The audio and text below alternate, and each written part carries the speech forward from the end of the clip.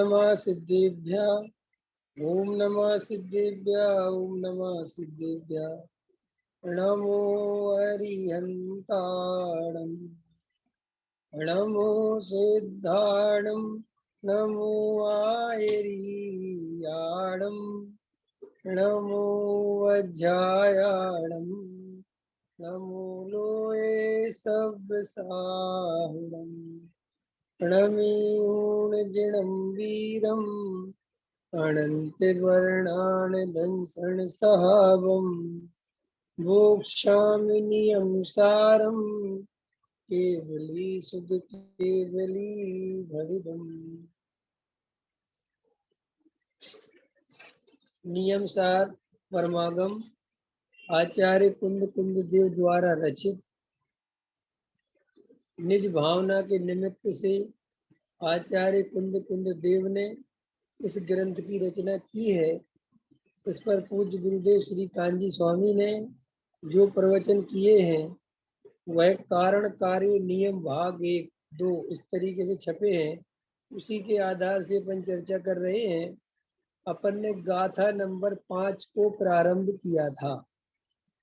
एक बार गाथा पाठ करेंगे, फिर इस गाथा में आचार्य कुंद कुंद देव ने क्या कहा है वो अपन एक बार दोहरा लेंगे, देख लेंगे। फिर पूज्य गुरुदेव श्री ने उस पर जो चर्चा की है वो पिछली क्लास में अपन ने उसकी चर्चा की थी, अपन उसको आगे बढ़ाएंगे। पहले गाथा पाठ कर लेते हैं।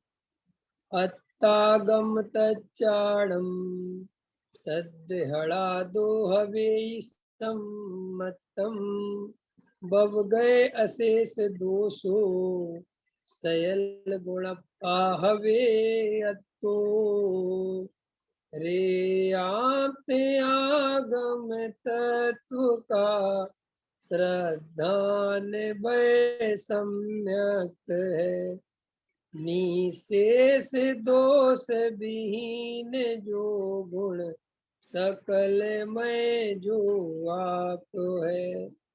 क्या कहते हैं आचार्य कुंद कुंद देव? एक एक शब्द देखने लायक है। इस पे अपन ने चर्चा की है, उस पे भी गुरुदेव श्री बहुत और खुलासा करेंगे। आप्त आगम और तत्वों की श्रद्धा से सम्यक होता है। सभी जीव सम्यक दर्शन चाहते हैं। सभी जीव संसार समुद्र से डरते हैं, भव समुद्र पार करना चाहते हैं, संसार दुखों से बचना चाहते हैं सभी जीव। तो आचार्य कहते हैं दुख से बचने का एकमात्र अगर कोई उपाय है तो वो सम्यक दर्शन है। फिर सम्यक दर्शन का क्या उपाय है? तो आचार्य कुंद कुंद देव क्या कह रहे हैं? आप्त का, आगम का और तत्वों का, इनका सच्चा श्रद्धान जो जीव करता है वो सम्यक दृष्टि होता है, उसे सम्यक होता है।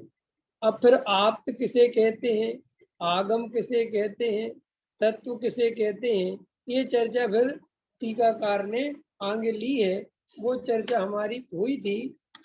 अब इसमें थोड़ा सा आगे अपन को पढ़ना है। देखिए क्या लिया है गुरुदेव श्री ने। अभी अपन को पेज नंबर इसमें 116 है मेरे पास, आपके पास देख लेना जो भी हो। देखें अब यहाँ पे चर्चा चलती है आप अर्थात शंका रहित, ये पहला विशेषण है ना आप। तो आप की व्याख्या करते हैं। आप की व्याख्या अपनी हुई थी क्या कोमल जी? हो गई थी ना? हाँ। अब और आगे पढ़ते हैं। देखिए आप अर्थात सर्वज्ञ देव, वह जिसे कहते हैं, किसे कहते हैं? जो शंकर है। तो पाठ में ऐसा है ना, बव गए अशेष दोषो, इसे संक्षेप में कह दिया है कि शंका अर्थात मोह, मिथ्यात, राग और द्वेष, ये 3 चीजें हैं जो जीव को दुख देती हैं। मोह, राग और द्वेष, इन तीनों से रहित हो गए हैं। कौन हो गए हैं? जो आप्त हैं, उनमें ना मोह है, ना राग है, ना द्वेष है। सयल गुणप्पा, ये चौथा पद है, उसमें ऐसा कहा कि शंका रहित, इतने में समाहित कर दिया। भाई समझ में आया? आप अर्थात परमेश्वर, वीतराग सर्वज्ञ देव। यहाँ सकल गुणमय अस्ति और दोष रहते हैं नास्ति। अस्ति क्या है कि सकल गुण जो आत्मा के संपूर्ण गुण हैं, जो आत्मा का निर्मलपना है, वो प्रकट हो गया, ये तो है अस्ति। और नास्ति क्या है, जो मोह राग देश के परिणाम है उनका नाश हो गया। ये अस्ति नास्ति से समझाया। उसे शंका रहित वहां मिथ्यात्व और राग देश आदि दोष हुआ, उससे रहित भय गुण भय आप, ऐसा कहते हैं। समझ में आया? आप की व्याख्या इतनी संक्षिप्त की है। परमेश्वर उन्हें कहते हैं जिन्हें मोह नहीं है, जिन्हें राग देश शोक वासना विषय विकल्प रति अरति किसी भी दोष का अभाव है, अर्थात उनमें ये अभाव वाले गुण जो है उन गुणों का उन्हें सद्भाव है, ऐसी इतनी संक्षिप्त व्याख्या ली है। इसलिए ये भी समझने लायक है, गहरी चर्चाएं हैं कि साहब आप्त किसे कहना, भगवान किसे कहना। द्रव्य दृष्टि से तो सभी भगवान हैं, लेकिन पर्याय दृष्टि से जिसमें मोह राग देश के परिणाम समाप्त हो गए हो, उसको ही पर्याय दृष्टि से भगवान कहना, आप्त कहना। चाहे किसी को भी भगवान नहीं कह देना, किसी को भी भगवान मान लेना। अभी वर्तमान काल में मोही प्राणी मिथ्या दृष्टि जीव कैसी हालत है उनकी, अपने गुरुओं को भगवान मान लेते हैं। वे प्रत्यक्ष रागी द्वेषी दिखाई दे रहे हैं, उनके राग द्वेष दिखाई दे रहा है, उन्हें भगवान की तरह पूजा करने लगते हैं, उन्हें भगवान मान के बैठ जाते हैं। और फिर कहते हैं कि वहां तो आपके यहाँ भी तो कहते हैं कि साहब सभी जीव भगवान है, लेकिन जैन धर्म में द्रव्य दृष्टि से सभी जीव भगवान है, पर्याय दृष्टि से सभी जीव भगवान नहीं है। पर्याय दृष्टि से तो वही जीव भगवान है जिनके मोह राग देश के परिणाम समाप्त हो गए हो। तो यहाँ पे जो चर्चा ली गुरुदेव श्री ने, जो आचार्य कुंद कुंद देव ने, कि अगर तुमसे कोई आप्त की परिभाषा पूछे, कोई अगर तुमसे पूछे कि भगवान किसे कहते हैं, तो तुम ये मत कह देना कि सवरे जीव भगवान है जो भी दिखाई देते, नहीं। जिनमें मोह राग देश का परिणाम नहीं हो, जो मोह राग देश के दोष से रहित हो, वे ही भगवान है, और कोई भगवान नहीं है। अपने आप को भगवान कहने वाले बहुत लोग हैं, और उनको मानने वाले भी बहुत लोग हैं। मैं तो कितने देखता रहता हूँ, कितने पंथ संप्रदाय में रागी द्वेषी व्यक्ति को प्रत्यक्ष में जिसके वर्तमान में राग देश है, उसे मूर्ति बनाकर उसकी पूजा कर रहे हैं, उसे भगवान मान रहे हैं। तो ये सब अज्ञानी जीवों की कहानी है। असली भगवान तो मोह राग देश से रहित ही होना चाहिए। इतनी बात क्लियर हो गई। पर्याय दृष्टि से, द्रव्य दृष्टि से हम सभी भगवान हैं, लेकिन हमें कोई पर्याय में भी भगवान मानने लगे तो हमें उसका निषेध करना चाहिए कि नहीं, अभी हम पर्याय दृष्टि से भगवान नहीं है। पर्याय दृष्टि से तो अभी हम वर्तमान में मनुष्य पर्याय में और मोह राग देश के परिणाम चल रहे हैं। लेकिन हाँ, मेरा त्रिकाल स्वभाव, मेरा कारण परमात्मा, वो सदा काल द्रव्य दृष्टि से भगवान है, तो इसलिए उसमें कोई दोष नहीं। लेकिन पर्याय में कोई अपने को भगवान माने, अथवा कोई जीव संसारी जीवों को भगवान मान के उनकी पूजा करने लगे, तो इसका निषेध जिनागम में किया गया है। इसलिए जो भी सच्चे जैन धर्म के अनुयायी हैं, जो सच्चे तत्व को समझने वाले हैं, उन लोगों को इस बात का विशेष ध्यान रखना चाहिए कि जिस जीव की जैसी भूमिका हो, उस जीव के साथ वैसा ही व्यवहार होना उचित है, उससे ज्यादा व्यवहार उचित नहीं है। जैन धर्म में विनय की बहुत मर्यादा रखी गई है, बहुत कैटेगरी रखी गई है। चौथे गुण स्थान सम्यक दृष्टि जीव की प्रशंसा की जाती है। पांचवें गुण स्थान वर्ती श्रावक में हेलक क्षुल्लक को नमस्कार अलग तरह से किया जाता है, आर्यका को अलग प्रकार से किया जाता है, और नग्न दिगंबर मुनिराज को नमोस्तु करके नमस्कार किया जाता है। तो कोई गृहस्थ कोई नमोस्तु करने लगे तो वो धर्म का स्वरूप नहीं समझता, वो विनय का स्वरूप नहीं समझता। इसीलिए हमें विनय की मर्यादाओं का ज्ञान बहुत गहराई से होना ही चाहिए। इमोशनल नहीं होना चाहिए, भावनात्मक नहीं होना चाहिए। कई लोग ऐसा समझ लेते हैं कि साहब वर्तमान में हमें तो मुनिराज तो दिख नहीं रहे, हम तो इन ब्रह्मचारी जी को मुनिराज मान लेते हैं, तो इससे तुम्हारा मिथ्यात्व नष्ट नहीं होगा। इससे तो तुम्हारा मिथ्यात्व पुष्ट होगा। ख्याल में है ना? अगर हम मुनिराज को जैसा आहार देते हैं और उसी स्टाइल में, उसी विनय से ब्रह्मचारी त्यागी वृत्तियों को आहार कराने लगे तो हमें मर्यादा खत्म हो गई हमारी।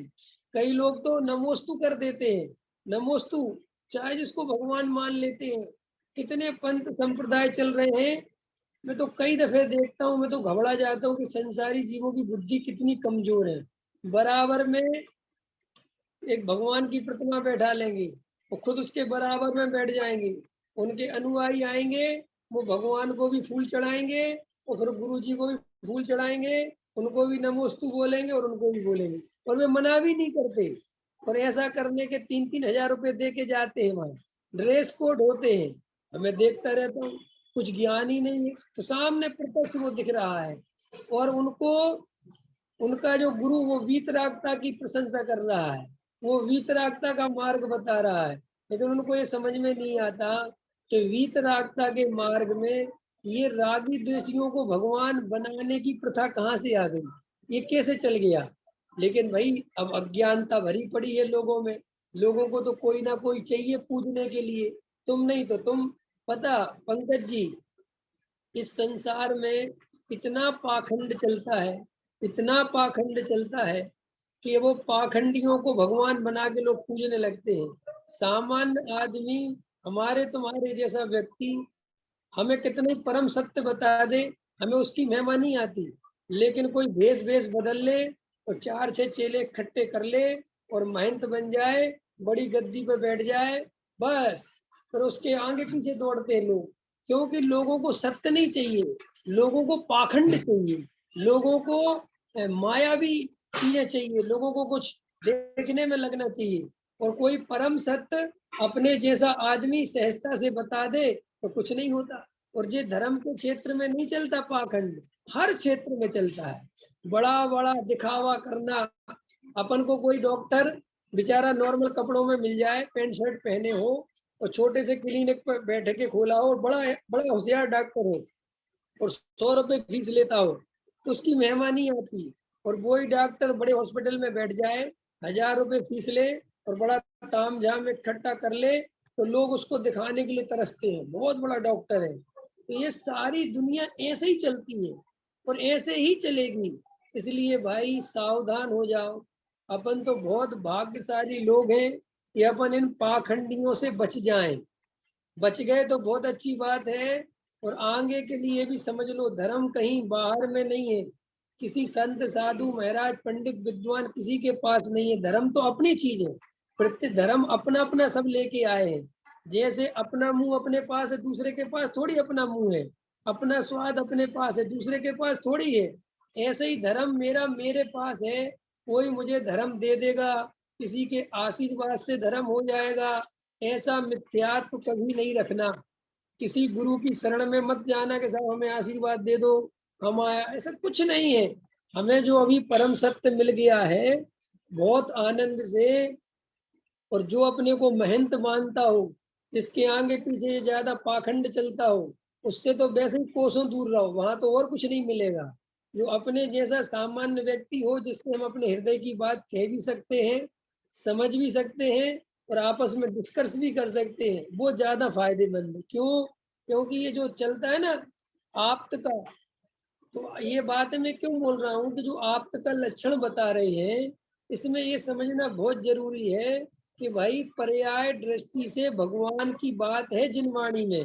ये जो जिनकी पूजा भक्ति अरंत सिद्ध आचार्य उपाध्याय साधु, ये जो 5 परमेष्टि हैं, इनकी जो पूजा भक्ति है, ये केवल नग्न दिगंबर साधु, मुनिराज, आचार्य, उपाध्याय, अरहंत और सिद्ध, पंच परमेष्टि के अलावा जैन धर्म में किसी को भी पूज्यपना नहीं है। अंतर समझ में आया? बस। और जिनवाणी, तो जिनवाणी में भी वीतरागता की पोषक ही जिनवाणी है, जिसमें राग देश की बात हो, पाखंडियों के द्वारा लिखी गई हो, थोड़ी सी वीतरागता की चर्चा लिख दी और बाद में रंग राग की चर्चा लिख दी, वो जिनवाणी नहीं है।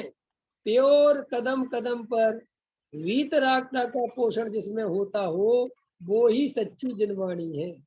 जो गुरु पाखंड बढ़ाता हो, पाखंडियों जैसे व्यवहार करता हो, अपने को बड़ा दिखाता हो और तामझाम लेके चलता हो, क्रियाओं में उलझाता हो, उनसे 1000 कोस दूर रहो। कुछ नहीं रखा वहां, नाचना कूदना चलता है, लोगों को मजा आता है, क्योंकि संसारी जीव अपने अंदर जाना नहीं चाहता, सत्य अंदर नहीं खोजता।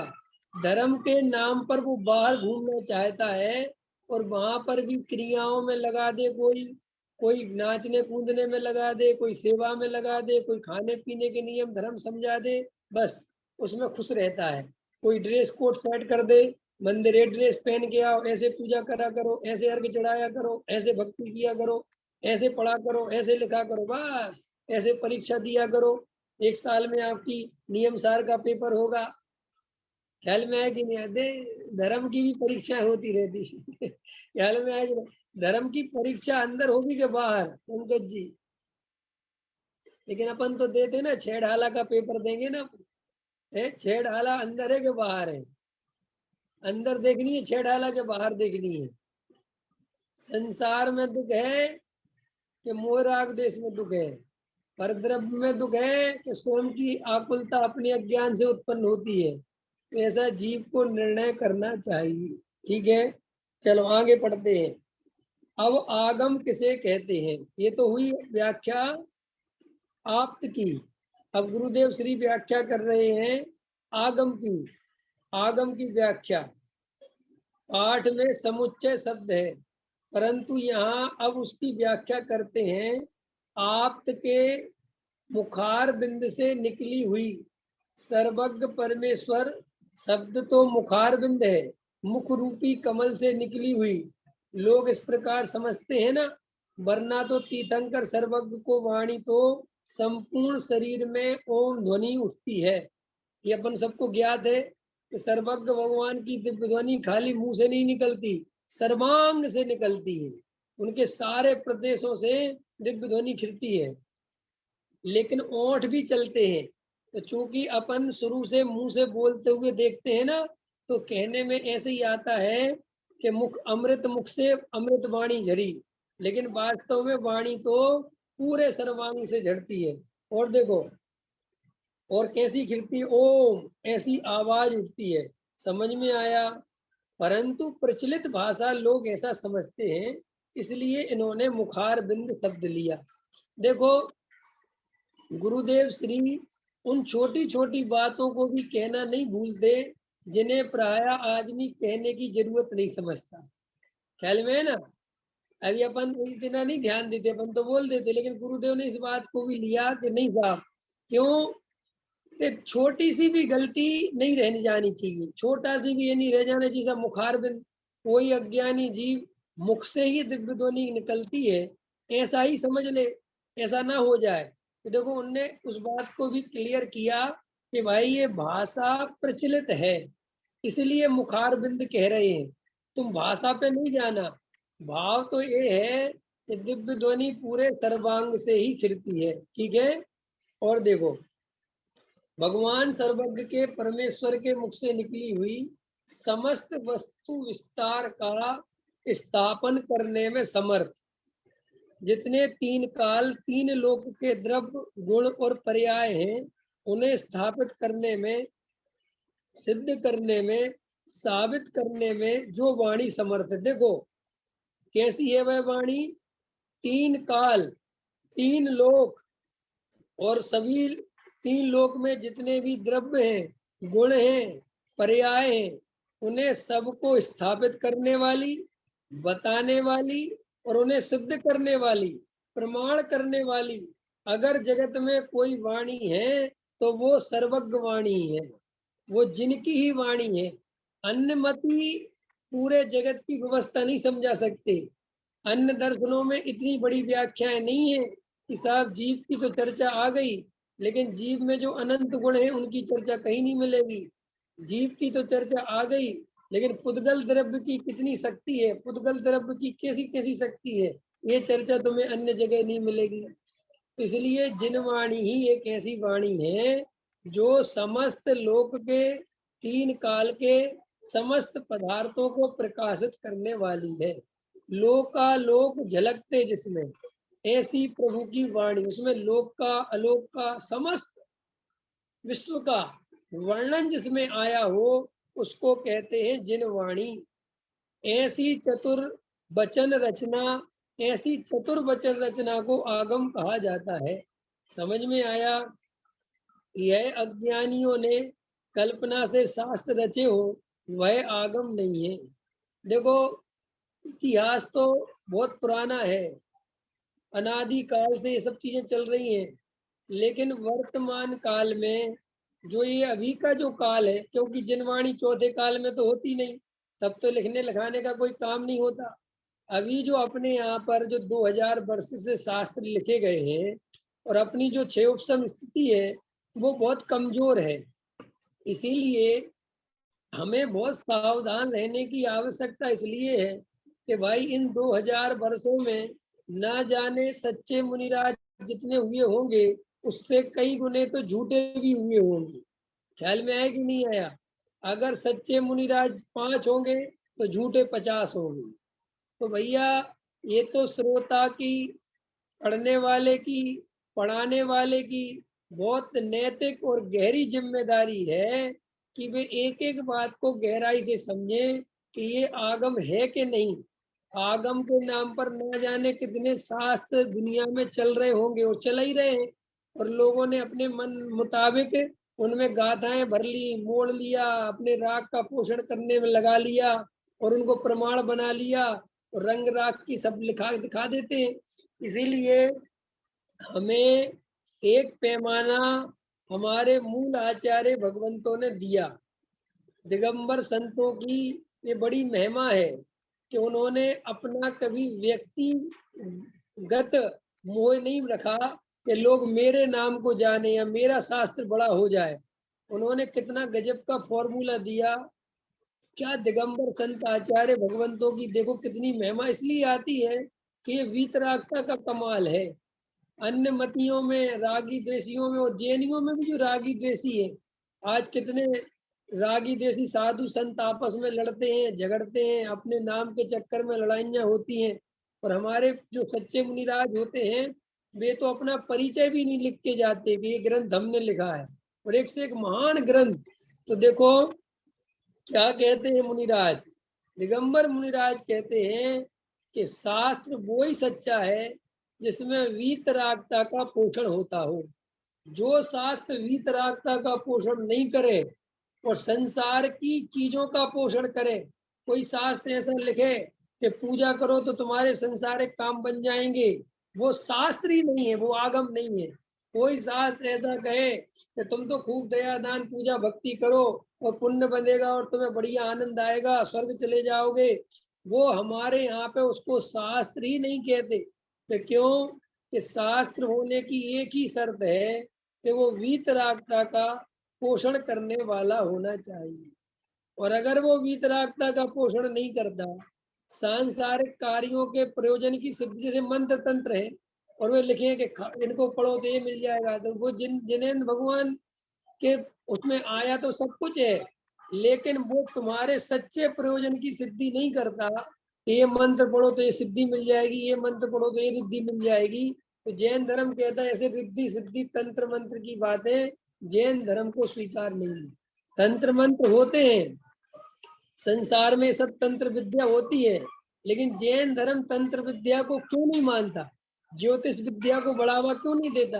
क्योंकि जैन धर्म का प्रयोजन, ज्ञानियों का प्रयोजन 4 गति 84 लाख योनियों से जन्म मरण के चक्कर से निकालना है।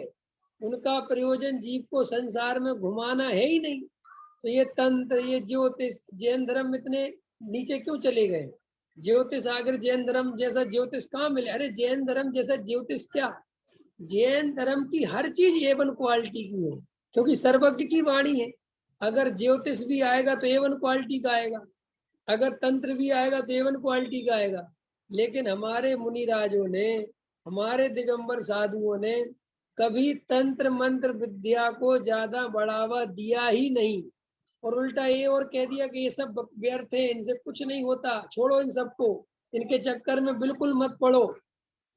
हमारे यहाँ भूत पिशाच राक्षस सबकी चर्चा है, लेकिन ये सबको समाज को लोगों को ज्यादा समझाने की कोई जरूरत नहीं है। क्यों? कि हमें जीवों को वीतरागता के मार्ग पर ले जाना है। वीतरागता ही एक सुख का कारण है। इसलिए जिन जीवों को ऐसा भ्रम होता हो कि जैन धर्म में ज्योतिष नहीं है अथवा तंत्र विद्या नहीं है, सब है जैन धर्म में, लेकिन जैन धर्म का वो प्रयोजन नहीं है, इसलिए ऐसे शास्त्रों को हमारे आचार्य भगवंतों ने लिखा ही नहीं। ज्ञान होने पर भी नहीं लिखा, बताया ही नहीं। एक से एक रिद्धिधारी अपने मुनिराज हुए, लेकिन उन्होंने कभी रिद्धियों को पाने की कोई बात ही नहीं करी। उन्होंने कहा ही नहीं कि रिद्धि प्राप्त करो या इससे कुछ मिलेगा। हमारे आचार्य कुंद कुंद देव को खुद रिद्धि प्राप्त है ना, विदेश क्षेत्र गमन करके आए ना, लेकिन उनने कहीं कोई चर्चा नहीं लिखी। पूज्य पाद स्वामी का भी उल्लेख मिलता है, उनको भी रिद्धि थी। ऐसे ऐसे बहुत सारे आचार्य हुए होंगे, ना जाने कितने आचार्य, और होते ही रिद्धि उसमें है क्या? क्यों?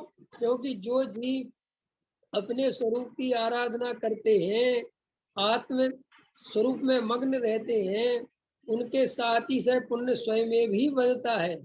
उनको स्वयं में भी देव आदि उनकी वंदना करते हैं। ऐसा ही आत्मा का अतिशय है, ऐसा ही स्वरूप का अतिशय है। ये कोई आश्चर्यकारी बात नहीं है। अगर हम भी, आज हम सब भी अगर आत्मा का सच्चा श्रद्धान करें, हृदय से वेद ज्ञान करें, अपने को आत्मा देखें, तो कोई बड़ी बात नहीं है कि हमारे भी महान पुण्य फल जाए, ना जाने क्या क्या काम हो जाए, कोई बड़ी बात नहीं। आचार्य कहते हैं क्या छोटी मोटी बातों की चर्चा करना।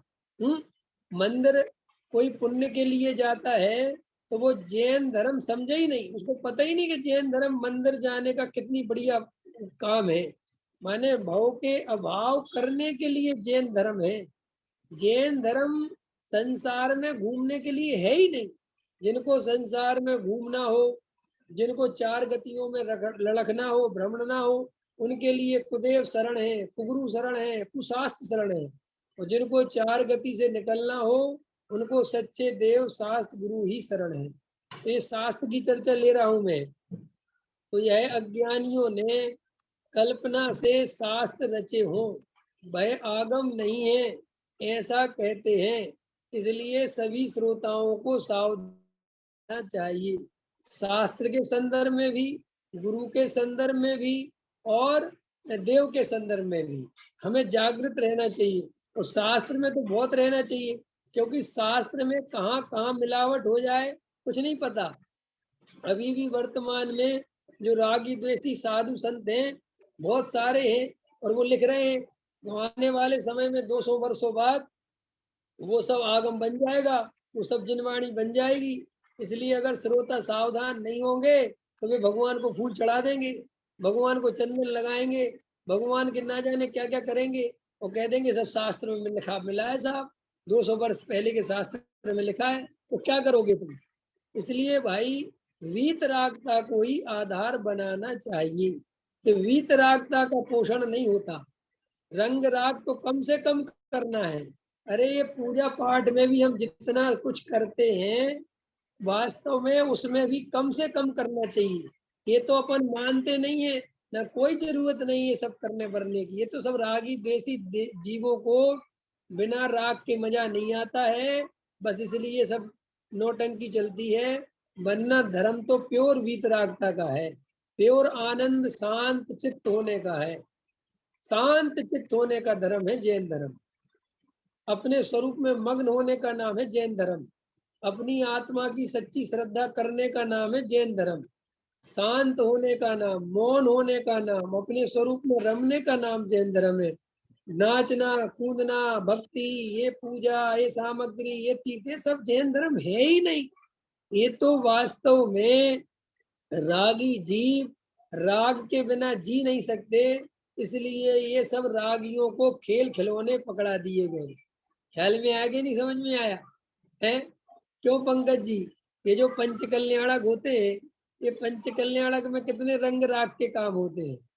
इस रंग राग से भगवान की प्रतिष्ठा का क्या लेना देना है, क्या मतलब है बता?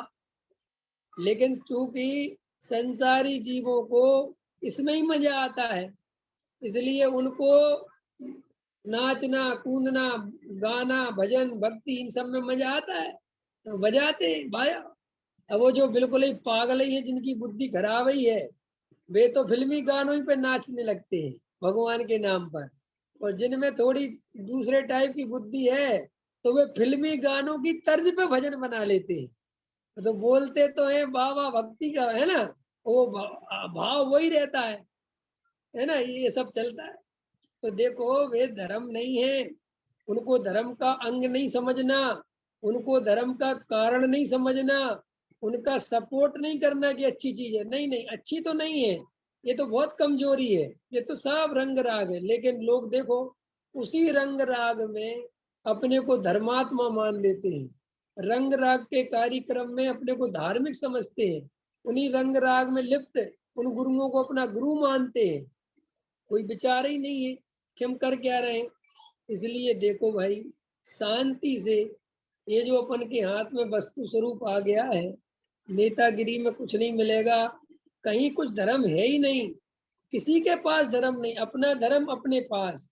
इसलिए कोई हमें मिल जाए, कोई हमें आशीर्वाद दे दे, कोई अच्छा गुरु मिल जाए, जिनके मन में अभी भी ऐसे भाव रहते हैं कि और कोई गुरु मिल जाए, बढ़िया मिल जाए जंगल में, ये समझ लेना उनको अभी कुछ समझ में आया ही नहीं है। ये तो दौड़ लगाने की आदत पड़ी हुई है, ख्याल में है ना, टेस्ट बदलने की आदत पड़ी हुई है। थोड़ा इनसे सुन लिया, थोड़ा उनसे सुन लिया, थोड़ा उनसे सुन लिया, एक मेरे मित्र हैं, नाम तो मैं नहीं ले सकता, यहाँ के नहीं है, बाहर के हैं। उनके मैं देखता हूँ उस व्यक्ति ने ना जाने कितने गुरु बना लिए, कितने गुरुओं से मिल लिया और बदलता रहता है, कभी इसको सुना, माने हर धर्म के गुरुओं से मिलता रहता है। और उसको इसमें बहुत मजा आता है, इनके पास थोड़ा नॉलेज अलग है, इनके पास थोड़ा नॉलेज अलग है, इनके पास थोड़ा नॉलेज अलग है, इनने अलग बात बताई। कभी कभी किसी के शिविर में चला जाएगा, कभी कहीं चला जाएगा, कभी कहीं चला जाएगा। तो मैंने ये सब उनकी हालत देखी तो मेरा भाव ही निकल गया। मैंने कहा तुम कभी सत्य पा ही नहीं सकते, तुम्हें इतना सत्य मिलने के बाद भी, इतनी बढ़िया तत्व मिलने के बाद भी तुम्हारे मन में ये रहता है कि उनके पास भी कुछ होगा, उनके पास भी कुछ होगा, वहां भी चलो, वहां भी चलो, वहां भी चलो, वहां भी चलो, फलाने आश्रम। क्या मिलेगा इन सब से, क्या मिलता है? अरे भाई, अंतरंग में जाओ, अपने स्वरूप में रहो, और एक जगत की खोज में, जगत के में कहाँ क्या चल रहा है, क्या चल रहा है, इसमें तो जीवन चला जाएगा। ये परम करो और भेद ज्ञान करो और आनंद हो। इसलिए जिन वाणी के प्रति सजग रहना, सावधान रहना, ये निर्णय रखना। आप तो हो गया, आगम हो गया, चलिए अब आगे चलते। और क्या कहते गुरुदेव श्री, आप तो सर्वज्ञ परमेश्वर के मुख से निकली हुई वाणी, वह भी चतुर वचन और सर्व वस्तु की स्थापना करने में समर्थ, उस वाणी को आगम कहते हैं। आगम की परिभाषा आ गई, कहो समझ में आया? उस आगम की श्रद्धा, यहाँ तो ऐसा कहना है ना, उस आप की श्रद्धा और आगम की श्रद्धा वह व्यवहार सम्यक है। पंकज जी, ये जो आता है ना, व्यवहार सम्यक्त के बिना निश्चय सम्यक्त नहीं होता, तो वो लोग व्यवहार सम्यक्त का अर्थ वो न जाने क्या लगा लेते हैं, वो क्रिया कांड लगा लेते हैं, वो चरणानियोग लगा लेते हैं। व्यवहार सम्यक्त वो नहीं है। व्यवहार सम्यक्त का मतलब है जो जीव सच्चे देव शास्त्र गुरु की श्रद्धा वाला नहीं होगा, जैसे सच्चे देव शास्त्र गुरु का स्वरूप पता नहीं होगा, वो जीव आत्मा की श्रद्धा कैसे करेगा? पकड़ में आ रही बात के नहीं आ रही? जो जीव गृहीत मिथ्या दृष्टि होगा, जो जीव रागी द्वेषी होगा, जो जीव मिथ्या दृष्टि होगा, रागी द्वेषी होगा, उनको अपना गुरु मान लेगा, है ना, गृहीत मिथ्यात्व में पोषण में लगेगा, रागी द्वेषी देवताओं को देव मानेगा, वो जीव आत्मा का सच्चा स्वरूप कैसा श्रद्धा करेगा? इसलिए जो एक कथन भी आता है कि व्यवहार सम्यक के बिना निश्चय सम्यक नहीं होता, तो लोग इसका अर्थ ना जाने क्या क्या करने लगते हैं। अरे भाई, व्यवहार सम्यक्त माने आप्त, आगम और तत्व, इनका सच्चा ज्ञान हुए बिना कोई भी जीव सम्यक दृष्टि नहीं हो सकता। इसलिए इसको कहते हैं लेकिन हम कभी भी व्यवहार सम्यक में लेते ही नहीं। लोग व्यवहार सम्यक तो पता है क्या लेते हैं? व्यवहार सम्यक में पूजा पाठ, भक्ति, स्वाध्याय, खान पीन, इसका अवक्ष का त्याग, अन्याय का त्याग, अनीति का, वो सब व्यवहार सम्यक। अरे भाई, वे सब चीजें तो आचरण में चलेंगी बाद में। सम्यक दर्शन के लिए तो श्रद्धा उसकी सही होनी चाहिए, उसका देव शास्त्र का निर्णय सही होना चाहिए, उसको तत्व पे भरोसा होना चाहिए, तब वो जीव आगे बढ़ेगा। तो वो बात तो कोई करता नहीं, और न जाने व्यवहार सम्यक के नाम पर क्या क्या चर्चाएं सुनने मिल जाती। इसलिए थोड़ा गहराई से समझना चाहिए कि अगर कहीं वो बात कहीं भी तो किस अपेक्षा से कही। देखो क्या कहते हैं, आप तो की श्रद्धा और आगम की श्रद्धा वह व्यवहार सम्यक है, वह विकल्प है। देखो क्या कहते हैं, वह विकल्प है, स्वाभाविक है, निर्विकल्प दशा का नाम तो नहीं है। आप्त का, आगम का और तत्व का, इनके बारे में कोई भी जीव भक्ति करता है, विचार करता है, श्रद्धान करता है, तो सब विकल्प रूप अवस्था है, परंतु वह व्यवहार सम्यक बताता है। अंदर में ऐसी आत्मा की श्रद्धा और आत्मा के अज्ञान। समझ में आया? क्यों बताता है कि साहब अगर यही तुम्हारा निर्णय सच्चा नहीं है तो तुम निश्चय सम्यक का तो बात ही नहीं कर सकते। ये अहम आत्मा शुद्ध चैतन्य मूर्ति अभेद की प्रतीति अनुभव में हुई और उसका स्वयं संवेदन हुआ, वह निश्चय दर्शन ज्ञान है। पहले व्यवहार सम्यक्त में आ गया। प्रमोद जी समझ में आ रहा है कि नहीं आ रहा? कोमल जी समझ में आ रहा कि नहीं आ रहा? क्या कहा उन्होंने कि वो जीव पहले व्यवहार सम्यक्त में। अब तो कितनी बात क्लियर हो गई। अब ये कोमल जी समझ में आ गया कि व्यवहार सम्यक पहले होता है कि निश्चय सम्यक पहले होता है। लड़ाई झगड़े चलते ना बहुत, पहले व्यवहार के निश्चय, पहले निश्चय के व्यवहार। तो बहुत सारे लोग कहते पहले निश्चय बाद में व्यवहार। तो निश्चय माने क्या?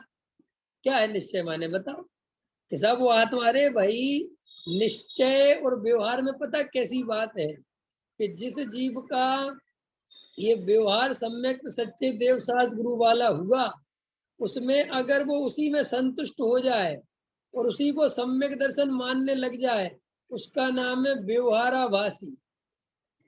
ख्याल में? क्योंकि वो समझा नहीं स्वरूप पूरी तरह। वो जो एक पीढ़ी, जो एक समझ लो सीढ़ी थी, वो उसी में ही खुश हो गया, उसमें बस मुझे तो पक्का भरोसा है जी, मैं तो सम्यक नहीं। गुरुदेव श्री इस बात पे बल देते हैं, पहले क्या चलता था, इस व्यवहार सम्यक्त को ही निश्चय सम्यक्त समझ लेते थे। ख्याल में है ना? तो गुरुदेव श्री ने इस बात को अलग समझाया कि भाई ये व्यवहार सम्यक्त है जिनागम में, और ये जो आत्मानुभूति होनी है ये असली निश्चय सम्यक्त है। और आत्मानुभूति के बिना भव के अभाव नहीं होते। आत्मा की सच्ची श्रद्धा स्वयं के अनुभव से जगती है। तो वो जो दूसरा पक्ष है उस पर चर्चा ही नहीं करते थे लोग। ये तो पूज्य गुरुदेव श्री जब ये समझ लो ये चर्चा उनने प्रारंभ करी, तब लोगों को ये बात समझ में आई कि भैया हमें आत्मा तक भी पहुंचना है। बहुत सारे लोग, पता कैसा चलता था पंकज जी, अभी भी चलता है। और जो पूज्य गुरुदेव श्री के तत्व ज्ञान से अनभिज्ञ हैं, अथवा जो पूज्य गुरुदेव श्री के विरोधी हैं, जो उनकी तरफ नहीं देखते, विरोध करते हैं, अभी वहां कैसा चलता है पता है आपको? वहां ऐसे चलता है, आप तो आगम और तत्व, इनका ज्ञान हो गया, इनकी श्रद्धा हो गई उनके हिसाब से, तो ये तो हो गया सम्यक दर्शन। फिर साहब अब पांचवा गुण स्थान कैसे होगा कि बस अब पांचवें गुण स्थान में वो प्रतिमा ले लेगा। क्या ले लेगा? प्रतिमाएं। तो वो हो जाएगा पंचम स्थान वर्ती। कि अच्छा साहब आत्मा की नहीं, आत्मा आत्मा कुछ नहीं, बस वो तो है ही, उसको तो आत्मा तो पता ही है। फिर आगे कि फिर साहब वो कपड़े उतार देगा तो वो हो जाएगा मुनिराज, और मुनिराज हो जाएगा तो उसका गुण स्थान हो जाएगा छठवा सातवा। वह ऐसा सिस्टम चलता है साहब। आत्मानुभूति के साहब हाँ वो तो मुनिराज बन गए, तब बाद में वो वहां होगी। इसके पहले तो बस इतने गुण स्थान ऐसे ही चढ़ जाते हैं, और लोगों को बहुत अच्छा लगता है कि ये बहुत अच्छा। और अभी भी ऐसा मत समझना कि ये गप है, अभी भी 99% लोग इस मान्यता वाले इस संसार में हैं कि जो अपने को इस तरीके से आचरण से गुणस्थान बढ़ा लेते। मेरे कितने रिश्तेदार हैं, मेरे क्या कितने हैं, मैं क्या बताऊं, उनसे पूछो। कि आपका क्या हमने प्रतिमा ले ली, अच्छा गुण स्थान कौन सा हो गया, 5वां हो गया, हम तो 6वीं प्रतिमाधारी हो गए, हम तो 7वीं प्रतिमाधारी हो गए। और ये श्रावक की प्रतिमाएं होती हैं, और श्रावक 5वें गुण स्थान में होता है, हम 5वें गुण स्थान में है, क्योंकि हम सब करते हैं। ऐसे 4थे गुण स्थान वाला क्या नहीं करता, कि सब सच्चे देव शास्त्र को मानता है और मोटा मोटी अपना थोड़ा बहुत मध्यमास मधु नहीं गाता, बस ये सब में दृष्टि होगी। तो ये गुरुदेव श्री ने विशेष काम किया कि नहीं रे भैया, ये तो क्या कर रहे हो, आत्मा का श्रद्धान, आत्मा का अनुभव, आत्मा की सच्ची प्रतीति, सम्यक दर्शन तो असली ये है कि साहब वो व्यवहार सम्यक, कि वो तो भाई बाहर की व्यवस्था है, वो तो सिस्टम है कि तुम दस्ते सच्चे देव साथ गुरु का स्वरूप समझना अनिवार्य है, क्योंकि नहीं समझोगे तो बिना देव शास्त्र गुरु के आत्मा का स्वरूप कैसे समझोगे, और आत्मा का स्वरूप नहीं समझोगे तो आत्मा में प्रवेश कैसे करोगे, वो तो सिस्टम है। लेकिन संसार में लोगों को अभी भी वर्तमान में अज्ञानता के कारण ये बात समझ में आज भी नहीं आती। वो कितने लोग लड़ते हैं, मुमुक्षु लड़ते हैं, पहले निश्चय सम्यक होता है, फिर व्यवहार सम्यक होता है, ये होता है, कोई मानने को समझने को तैयार नहीं कि कौन सा व्यवहार सम्यक है, कौन सा निश्चय सम्यक है। बस पक्ष बना लेते, एक पक्ष बना लिया, हम तो निश्चय वाले जी, तो हर चीज पहले निश्चय होगी, और वे सोचते हम व्यवहार वाले हैं तो हमारी हर चीज पहले व्यवहार होगी। लेकिन ऐसा है ही नहीं, ना हमें व्यवहार का पता, लोग जड़ की क्रियाओं को व्यवहार समझते हैं, जबकि कोई भी क्रिया व्यवहार है ही नहीं। जड़ की क्रिया तो जड़ की है, उसका व्यवहार निश्चय से क्या मतलब है। तो देखो कितना बढ़िया इसमें खुलासा आया, आनंद आ गया कि आत्मा शुद्ध चैतन्य मूर्ति अभेद की प्रतीति अनुभव में हुई और उसका स्व संवेदन ज्ञान हुआ, वह निश्चय सम्यक दर्शन है। उसे यह व्यवहार दर्शन और श्रद्धा बताते हैं कि यह वस्तु इसके पास है। अब समझ में है ना साहब, कोई जीव सम्यक दृष्टि है तो वो सम्यक दृष्टि तो अंदर से है, बाहर में सम्यक दर्शन का कैसे पता चले। तो गुरुदेव श्री कहते कि वो सच्चे देव सतगुरु का श्रद्धानी है, वो कुगुरु को देव को शास्त्र के पास नहीं जाता, उसका तत्व का निर्णय है, तत्व में उसकी मजबूत पकड़ है। तो हम तो इन्हीं बातों से अंदाजा लगाते कि सम्यक दृष्टि होगा। अंतर समझ में आया कि नहीं आया। और हमारे पास कोई दूसरा उपाय तो किसी को सम्यक दर्शन के मानने का है नहीं।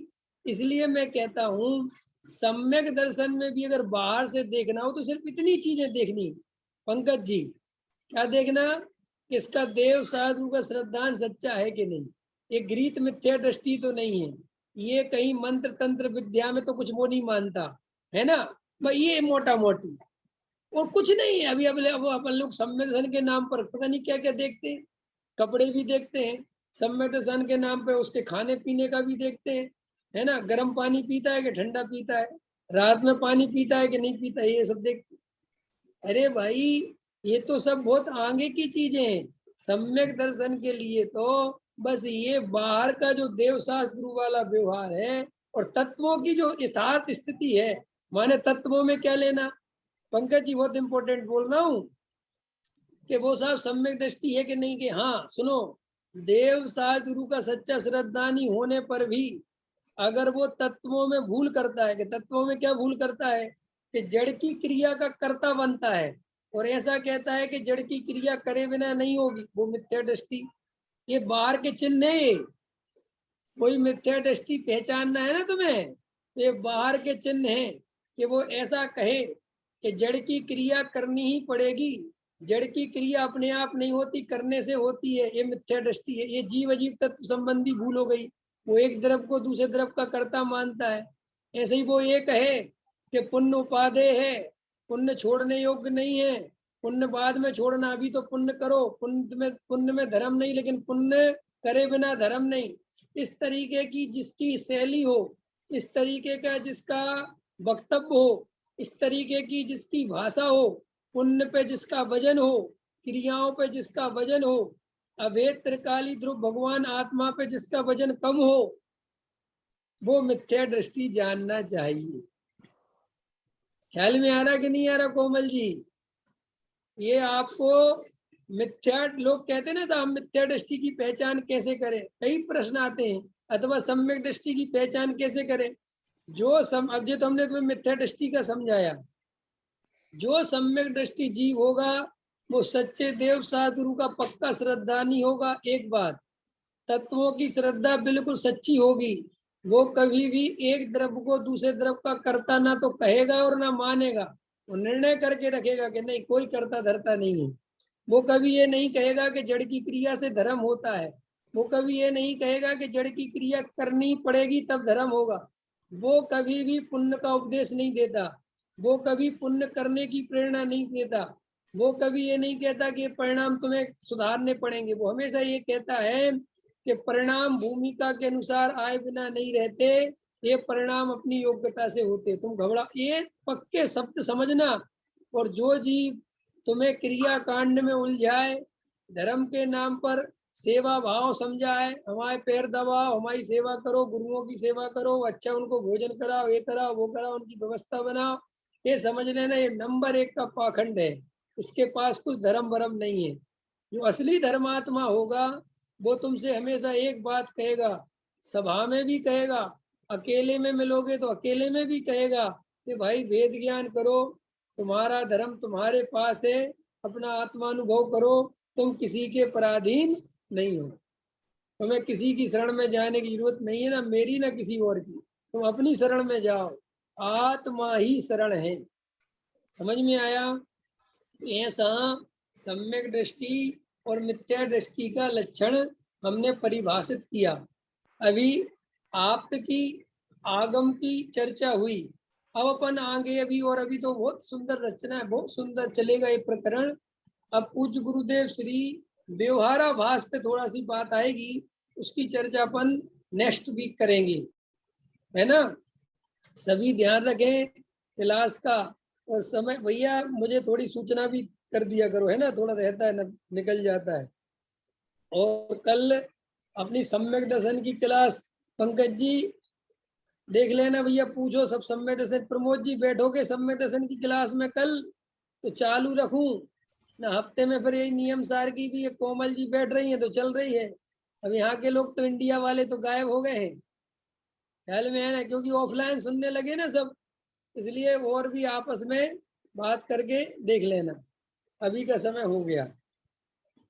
सहजानंदी शोध स्वरूपी अविनाशी में आत्म स्वरूप, सहजानंदी शोध स्वरूपी अविनाशी में आत्म स्वरूप, निज निधि निज में बताई यह परम उपकार है, उसके लिए जिन वाणी माँ को वंदना सदवार है, वंदना सदवार है। बोलो द्वासांग जिन वाणी माता की जय, महान जैन धर्म की जय, पंच परमेष्ठी भगवान की जय। सभी को सादर जय जिनेन्द्र, शुभ रात्रि।